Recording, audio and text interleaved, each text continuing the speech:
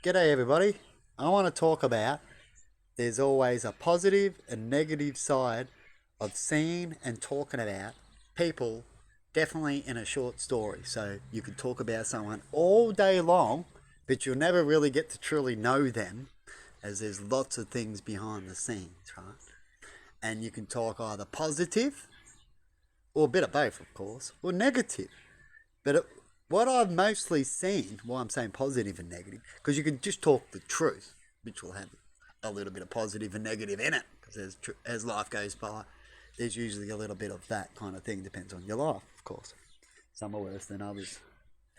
But when it comes to positive talking about people that I'm sick of hearing all over the news, on the radios and stuff like that, and us humans are stuck in that kind of thing at the moment because of envy and greed and money.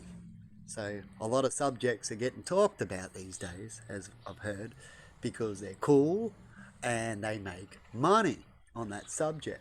And they can also help send out propaganda, because we always have propaganda around, because that's competition in a way. They use propaganda in their competition, say it's like my car's better than yours kind of thing. This tool is better than yours. So they put out propaganda, as we can put it, right?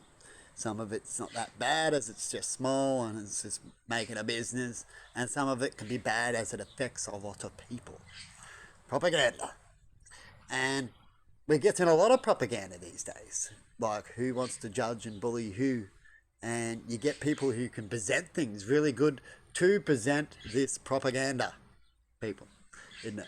Someone who's smart, someone who can present it good, and someone who can present it to the most people when it comes to getting propaganda or information out.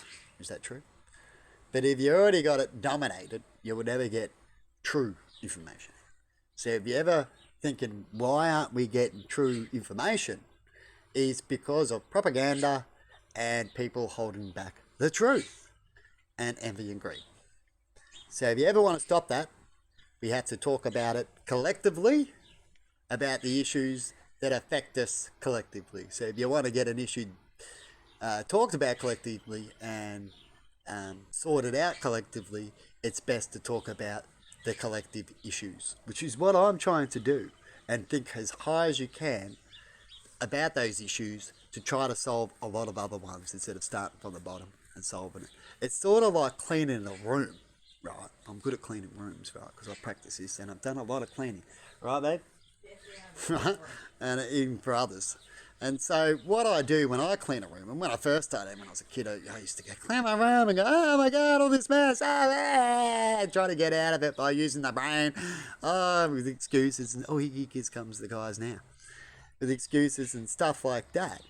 But in the end, I had to work out a good way. And as I was doing it, I'd work out a good way too. If you don't want to think about it now, you'll start doing it. And as you do things, and the more you do it, you'll realise tricks and ways of doing things better if you had to do it. So seriously, get into it.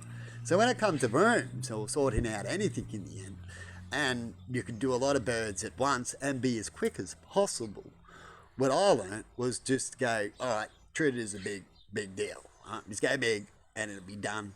And in the end, it's a lot quicker. So instead of grabbing one little bit and putting that toy back on that cabinet and that little bit, right? And definitely if it's been a while too, usually a lot of cases that happens, I'd pull everything out. So as I'm pulling everything out, I'm washing it or I'm fixing it up or finding out what bits for what. So as you pull it out, you sort it out and you have another room or an area and you sort it out. And it's really quick and easy too, and you can get a lot of birds in one stone out of the way, right? No, not killing them, right? By just going shoot. And you pull it all out, you sort it out. This is how I did sheds. Like a shed, no matter how junky it is, unless there's too much stuff to grab by hand, you should have to sort it out within hours or by the end of the day. And what you do is you grab it. And I've done a little bit of a video about this type of cleaning, what I've shown when it comes to my shed. You pull everything out, you clean and sort what you need, you find out what you don't need, and then you put everything back nice and neatly, like so. Right? And if your room's not that messy, well then you just grab your little bits of stuff and you put it away. So when you see something a real big mess, you go, we've got to go higher, how are we going to do this? We're better off just doing what I just said instead of going trying to put this here and this here and this here and this here and trying to fix this and we'll just do this. Right? Usually you got to go higher and we'll just do it properly. We'll deck it out. Like when it comes to a water situation, stuff like that. Why I said when it comes to things like that, I'm not saying go get the biggest contracts and all that. That's just stupid. Is that if we need water or dams and we're already giving out money to countries and other things like that, it's only logical that we sort that shit out and put money into there first, right? And into fixing us and the food and all those kind of things. You know what I mean? But anyway, I'm going to leave it there and have a good one. Bye-bye.